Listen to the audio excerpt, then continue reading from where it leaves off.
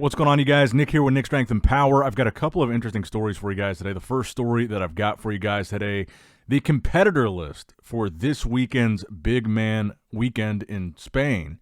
And this is the last Open Pro show for the rest of the year. So I'm kind of surprised, honestly, by really the lack of volume of competitors here. I was surprised we didn't see a few more bigger names in this lineup.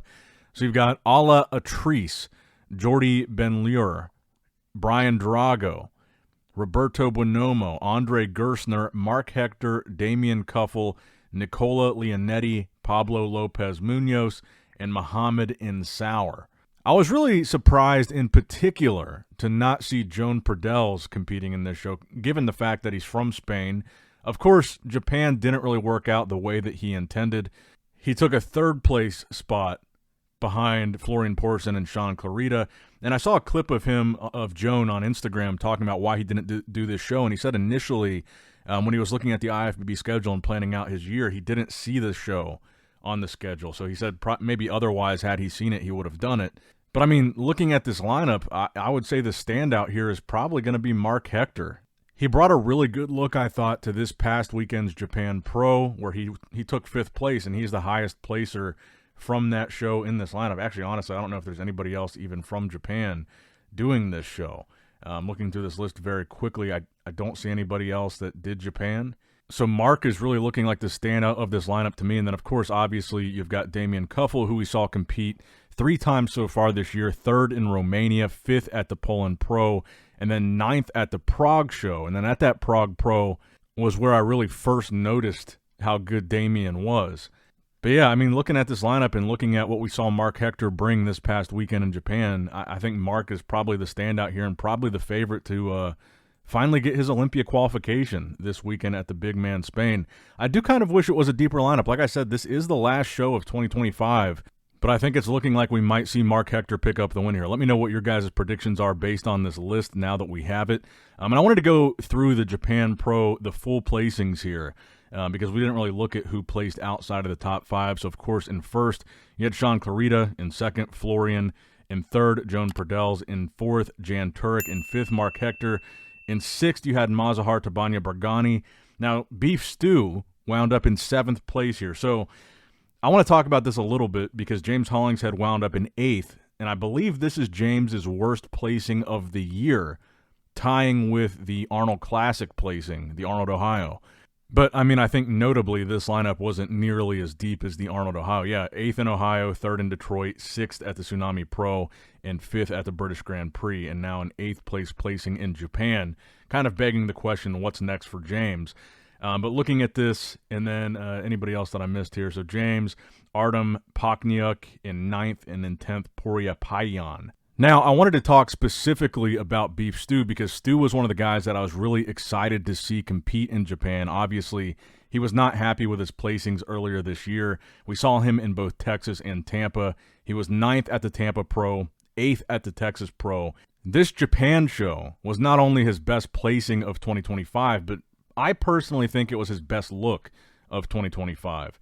And he put up this long post on Instagram, and this is really one of the reasons why I really like Stu, is because he's very realistic and he takes accountability. He doesn't really blame anybody for his showings that aren't the best. And he says he did this show to kind of redeem himself from that Tampa and Texas look, and he also thinks that he actually showed up in shape here, and he's happy with the look. I think it was a good look for him. But he says, I don't know what's next for me. He talks about how this year hasn't really gone the way that he wanted it to, how his placings have gotten worse over his last 3 pro seasons, and how his goal of making it to the Olympia seems more and more distant. He says, again, he doesn't know what's next. It doesn't sound like he's retiring. He says he's not quitting, and I don't think he should. Then he also talks about how he wants to get gyno surgery in December because that was an issue that he noticed this prep. And again, that's just kind of one of the things that I like about Stu. I kind of wish more bodybuilders would do posts like this when they don't place or how things don't go how they thought they would. And I kind of like reading these reflection posts of like what is going through their head when they get a placing like this. Because I think Stu probably expected to really be in the mix here. This was an end-of-the-year show that, I don't think very many people expected to be the deepest lineup. And this probably was realistically going to be maybe Stu's best shot at getting an early qualification for the 2026 Mr. Olympia. And he was, far from that here, but I still think he brought the best look of the year for himself so far. And again, it was his best placing so far this year. So just wanted to give Stu a shout out here.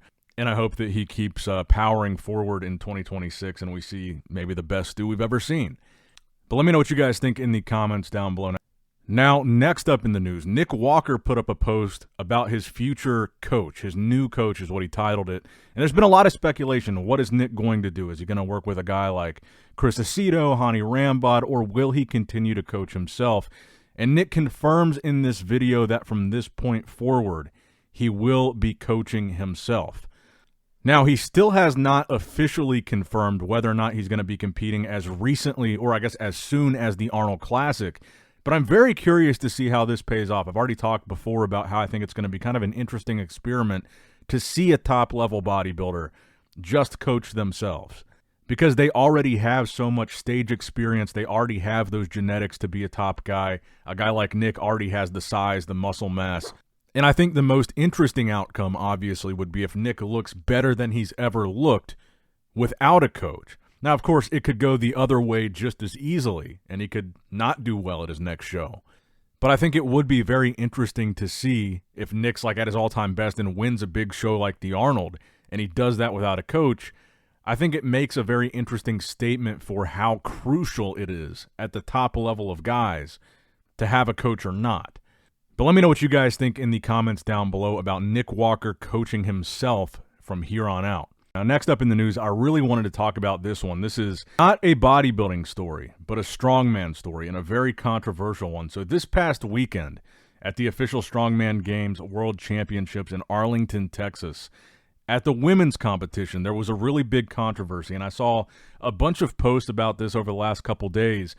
But today specifically, this controversy got big enough to where the organization actually directly not only responded, but took action and changed the final result. So kind of a quick explanation here.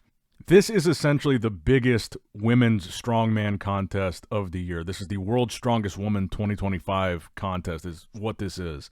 So the first post I saw was Andrea Thompson, who placed second here. She was talking about how she's not pleased with second place, and this will be her last World's Strongest Woman competition that she competes in.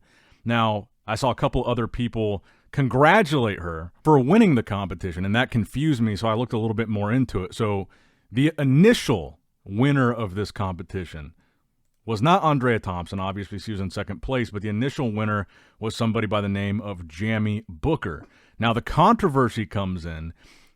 This was a transgender male-to-female competitor, which from what I've read, it looks like the organization did not know about at the time of the competition, but has since been fully confirmed and proven due to the nature of this person's online job. Now, the reason why this is such a big deal is because obviously this is probably as perfect of an example as you could get as far as a sport where it would be unfair for a male-to-female athlete to compete in a women's division, in a competition that is directly measuring strength. Who's the strongest woman?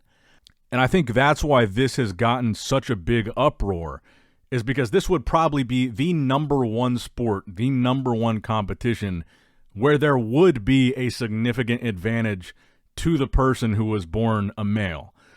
So people were furious about this, and I think rightfully so, because this person was initially awarded the win and the title of the World's Strongest Woman 2025, which I think made it feel even more insulting to the other female competitors. So there was all kinds of posts about this over the last couple of days, like I said, but finally today, the Strongman Games themselves responded to this, and they took pretty swift action to correct this issue. So let me read their statement here. I was actually happy and surprised by how fast they did this. They said, "We wanted to provide an update on what is happening following the official Strongman Games World Championships 2025, which were held in Arlington, Texas over the weekend. It appears an athlete who is biologically male and who now identifies as female competed in the women's open category. Official strongman officials were unaware of this fact ahead of the competition." That's the big part that I want to highlight here. I saw a lot of people that were both mad at this competitor and mad at the organization for allowing this to happen. But based on some of the things that I've read, it seems like the competitor was dishonest about this with the organizers of the competition. And I think that is part of the root of the issue here. So again, they say that they were unaware of this fact ahead of the competition, and they have been urgently investigating since being informed. An attempt has been made to contact the competitor involved, but a response has not been received. So when they say they've been urgently investigating this, and this is what I've seen, the evidence that this person is a male to female transgender, you can see, you can look up videos of them on the internet, and you can see for a fact that that is the case. Again, based on the nature of their work, which you could probably guess. They are actually an adult film star, which is why I saw some people pointing this out where it says an attempt has been made to contact them, but they haven't responded. And so people were like, well, how do you know for sure that this is true? You can confirm it pretty easily with a Google search of their name. And it also says, had we been aware or had this been declared at any point before or during the competition, this athlete would not have been permitted to compete in the women's open category. So again, they're alluding to the fact that they may have been lied to or deceived here. We are clear, competitors can only compete in the category for the biological sex recorded at birth. Official Strongman is inclusive and proud to run events which do not discriminate against athletes based on personal characteristics. Any athlete is welcome, but it's our responsibility to ensure fairness and ensure athletes are assigned to men's or women's categories based on whether they are recorded as male or female at birth. Then they continue, given this, we have disqualified the athlete in question from the official Strongman World Championships 2025. All athlete points and placings will be altered accordingly to ensure that the rightful placings are allocated to each women's class open athlete. The official Strongman World Championships is an event where rightly one of the pinnacles of the strength world. We are disappointed on behalf of all those who fairly and legitimately took part that the attention has been taken away from their efforts, which deserve celebration. No matter how they performed or where they finished, we stand with them and stand with fairness. So again, I was surprised and kind of happy to see how quickly they tried to right this wrong. And I did see a comment that I thought was an interesting point. And they said they were curious to see how they make this up to the 11th place finisher. Because every other placing can be moved up by one placing and there's no big deal, right? But the 11th place finisher did not have the opportunity to be in the top 10 to compete for the finals. So maybe they would have been higher than 10th had they been in that initial group of 10. But because of the person that won, they were in 11th and they didn't get to compete at the finals. And I thought that was an interesting point as well, because again, had they been in the finals, maybe they would have been able to place even higher than that. So I think this is an important issue to bring awareness to, because I think this is kind of the pinnacle of the best example for an unfair situation where this type of thing can happen. And I think in the world of strength sports, that's probably about the maximum advantage that you could get from being born a man as far as your bone density, your structure, the skeletal structure overall, their cardiovascular system. Men tend to have bigger hearts, their ability to carry oxygen with that larger cardiovascular system. There's a lot of athletic to being born a male, but I think the biggest ones being the body composition, that skeletal structure is going to be more conducive to strength. And I think that's really the main example I would stick to here, because other things, you can argue with some of these other things, you know, with if they're taking hormones or how much does that really neutralize these benefits that they get, but the skeletal structure is not changing. But let me know what you guys think about this in the comments down below. I also wanted to point out that I was looking at Andrea's Instagram page, and she actually went on and said she also confirmed that the organization did not know about this before or during the competition. So again, I saw a lot of people blaming the organization. And I do think that something needs to be done going forward to try to prevent this from happening. But I think the fact that the person who was the most upset about this, Andrea Thompson, the fact that she also said in her statement today, I can honestly say that nobody, including the official Strongman Games team, had any clue what was about to transpire. No one had any reason to suspect otherwise. So in addition to letting me know what you guys think about this whole situation in the comments below, what suggestions or ideas would you have to try to prevent this from happening in the future? Because I think regardless of where anybody falls politically on this issue, I haven't seen anybody really defending this person winning under these, you know, kind of false pretenses. I think almost everybody pretty much universally agrees them competing in the World's Strongest Woman competition was wrong.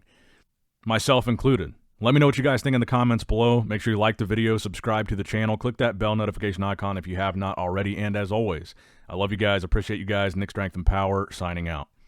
All right, guys, don't forget to click that like button and subscribe to this channel if you enjoy the content. Also, check out my Instagram at Nick Strength Power, my Facebook page, which is simply Nick Strength and Power, my secondary YouTube channel, Nick Strength and Vlogs, for vlogs and bonus content that you will not see on this channel. And consider subscribing to my third YouTube channel, Nick Strength and Pokemon, which is all things Pokemon and trading card games, completely unrelated to this channel. So if you're into that, give that one a look. And all links to merchandise and social media will be in the description box below. If you guys want a Nick Strength and Power t-shirt, that will be in the Shopify link below. Have a great day.